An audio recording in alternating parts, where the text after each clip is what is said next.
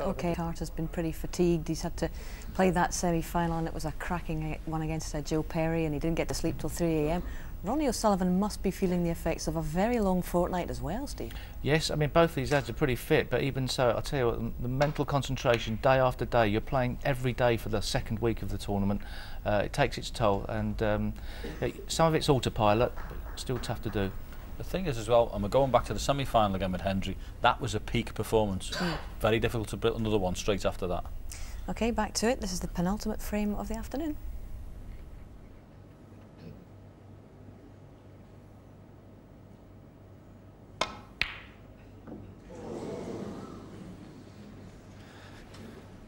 But we've mentioned throughout the 17 days, Clive, how Ronnie has been running every day. He really is fit. I mean, someone earlier in the tournament said, he looks a little bit ill, Ronnie. He looks too thin. He looks in fantastic shape, and I think that's standing him in good stead here. Indeed. 26th in the Essex Cross Country Championship, which is a pretty decent standard.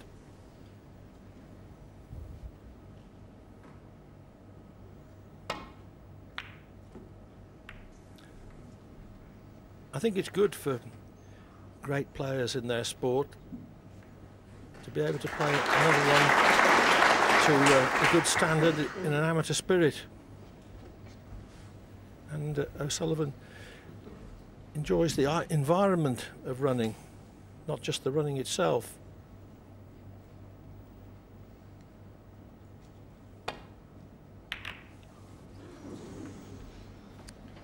Miscalculation there, but I think he's got away with it. Looking at the way the balls have finished, I think he's left it perfectly safe, so a little bit fortunate there.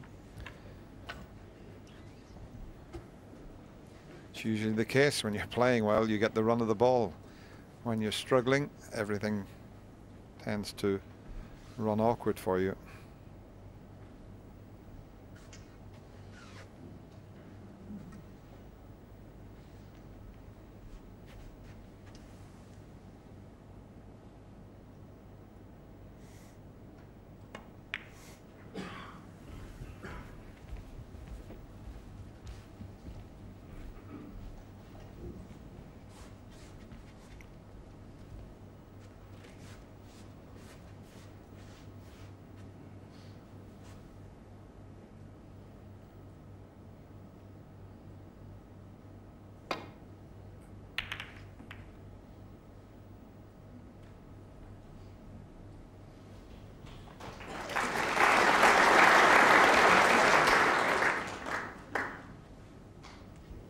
That's Maria, Ronnie's mother.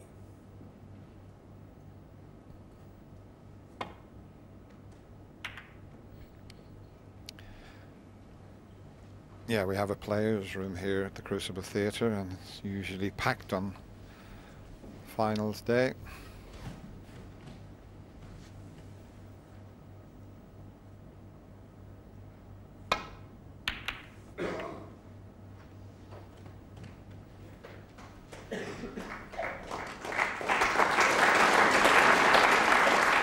That's the sort of safety he was playing against Stephen Hendry. The safety and the safety. I mean, against Stephen Hendry, when he put him in trouble, Ronnie had got the white exactly where he wanted it, which really didn't leave a safety shot on.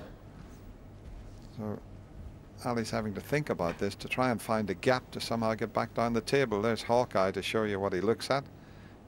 And he's got a little gap to find here, and he'll do well to find it. Just between the black and the three reds. No, well, that's one way of getting back down the table.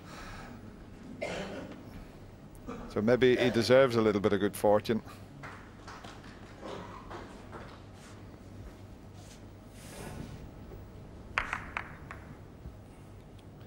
Well, really remarkable that he got the cue ball as far away as that, having gone clattering into the reds.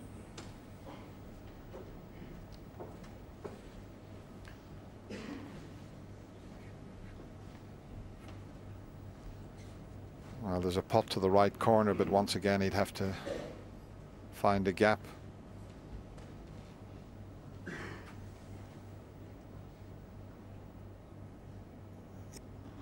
That's the sort of gap he's looking for, but he's got to make sure of the putt, otherwise he'll cannon into a red.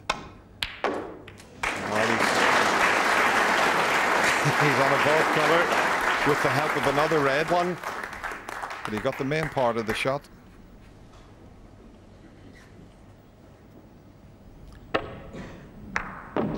If you get the pot, you're always giving yourself a chance.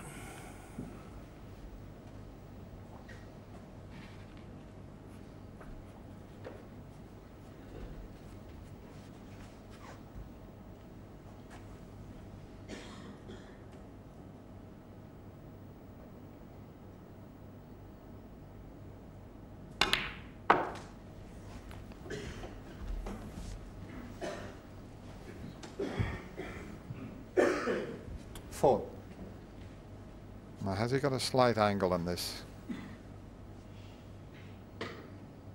Just a bit to work with. Bit short of pace though. It's going to be a long straight blue.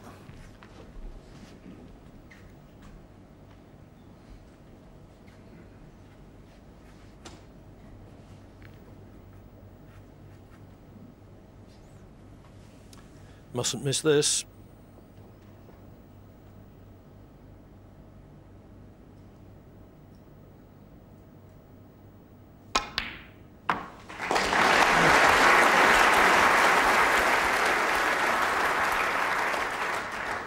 There gets to a point in a match when you're so far behind, you tend to relax and you just let your cue action flow and have a go at it.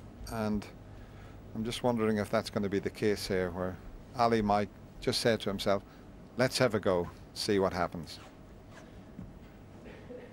He's got nothing to lose unless, remarkably, he were to give himself a chance of winning.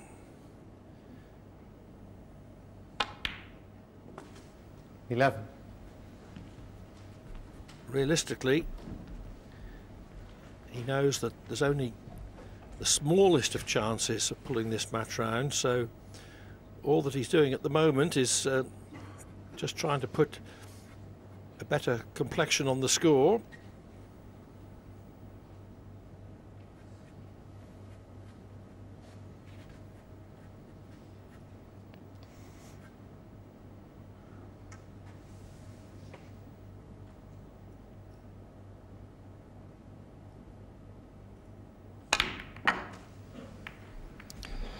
Well, he decided to try and develop a few there, and he's mishit that. In fact, he's put himself completely out of 17. position.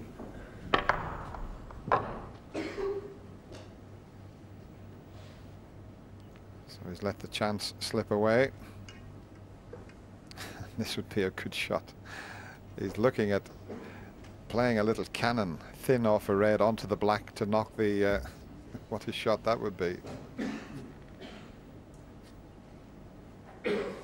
So it's a little thin snick off that red, hit the black and try and pot the red.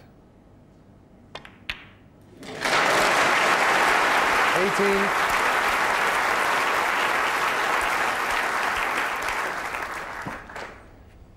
Snag was, though, that he couldn't get position from that out.